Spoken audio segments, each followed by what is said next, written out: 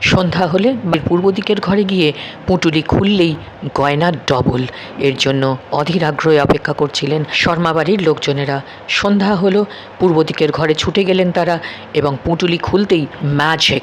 না, কোনো অজপাড়া গায়ের কথা এটা নয়, একেবারে হাওড়া ময়দান মেট্রো স্টেশন থেকে ঢিল ছোঁড়া দূরত্বে সকালের দিকে এসেছিলেন সাধুর এক দল।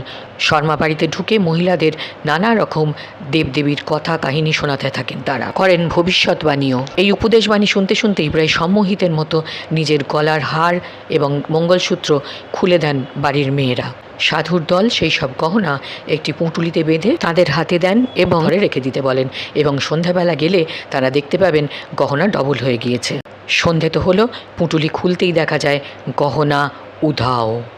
পুলিশের তৎপরতায় ভণ্ড সাধুর দল গ্রেপ্তার হয়েছে, শেষ পর্যন্ত উদ্ধার হয়েছে গহনাও। সুতরাং সাধু সাবধান।